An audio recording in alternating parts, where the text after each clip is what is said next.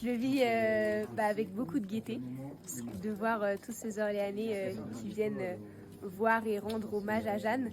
Donc j'essaie de donner tout mon sourire, tout ce que j'ai à leur donner, et ça me réjouit de faire ça pour eux.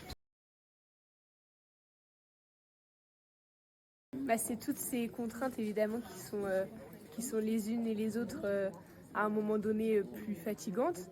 Mais franchement, ça se sent qu'à la fin, parce qu'au milieu, on est tellement porté par les Orléanais, par les personnes de l'association qu'on ne le sent pas et que ça n'a aucune importance. Et à l'inverse, justement, qu'est-ce qui est le plus appréciable? Quels sont les moments que tu préfères lors de ce défilé?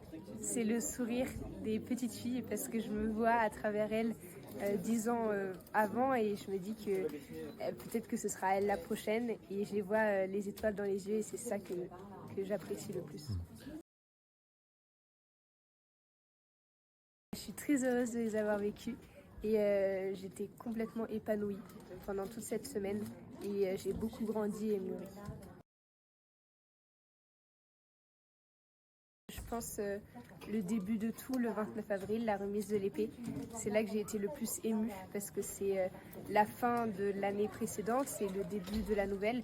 Et cette transmission, je la trouve particulièrement belle et solennelle, avec cette première proximité avec les Orléanais et les officiels, et cet engagement qui pour moi est très important de réciter ce texte.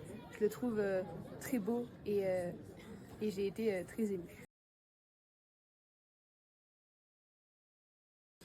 Je me sens fatiguée évidemment après toute cette semaine, mais justement être fatiguée, je me sens encore plus épanouie, parce que j'ai vécu cette semaine à fond, et je regretterai jamais tout ce que j'ai vécu.